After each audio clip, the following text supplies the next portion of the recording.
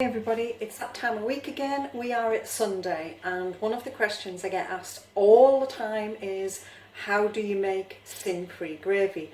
Now there's lots of ways to do it, and if you're following Slimming World, that you will have seen many different ways of doing it. And what I thought I would do today is, whilst I have time, I thought I would clip together a little video of how I do mine. Now, when I do this, I will give you an alternative rather than doing it on the hob, because if you've got your oven on, then it's easier doing it in the oven. But I'm not putting my oven on today, so I can't do it that way. But let me show you what I've got so far.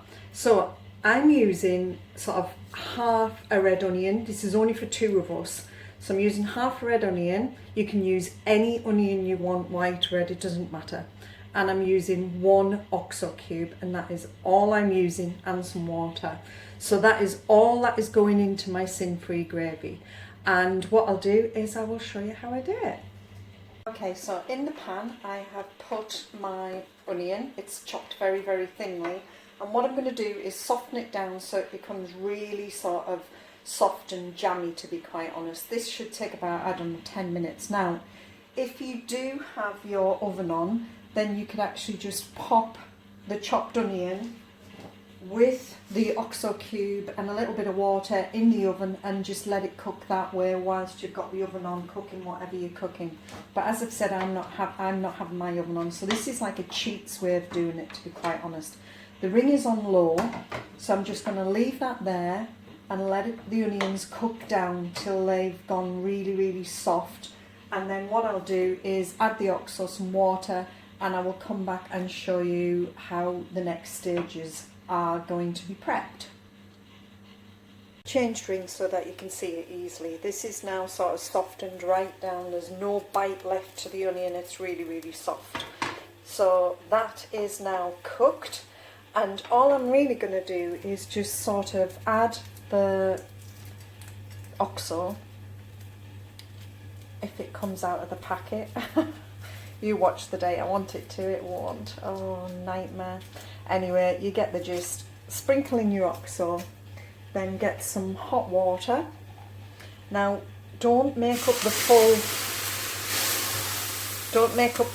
amount of this, only sort of make up, I mean, there was what, 300 ml in there. We're not putting 300 ml in.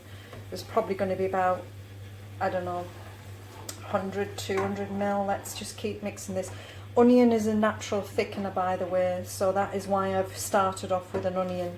And what I'm going to do is just make sure there's enough gravy for two of us. So yeah, that's 200 ml in there.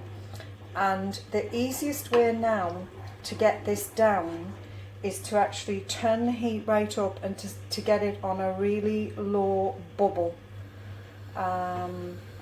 And just keep reducing it down, reducing it down, and reducing it down.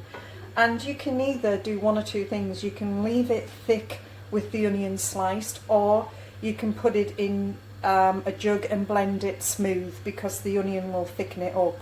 Or the other thing, don't forget that, Bisto is only, if following Slimming World, is only once in a teaspoon, and a teaspoon in that will go a long, long way.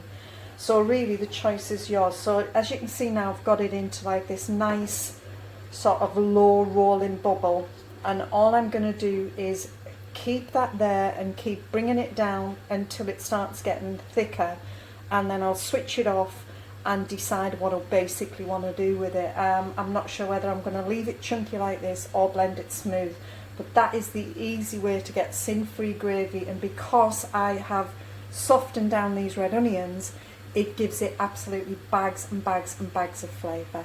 So that is how I do my sin-free gravy. There you go. Happy Sunday, everybody. Bye. Everybody, just back for a very quick one. Following on from the gravy I made last night, I didn't actually blend my gravy smooth. I left it chunky, and it was really lovely. But I think there's a couple of things that I would point out. If you're going to make this for four, don't use two OXO cubes, like don't double it up. And what I would say is that if you're using the method I do, where it's reduced on the hob on a pan, it intensifies the flavour. So what I would do is use the method I did, add a little bit more water, bring it down to the consistency you want, then taste it. And then if you feel it needs to be a little bit stronger, then add a sprinkling of another OXO cube, and then just keep mixing it again till you get the consistency you want. And that is my sort of top tips with it, if you like. But I must admit, it was absolutely gorgeous. There is a picture of the finished meal at the end of this video. Bye.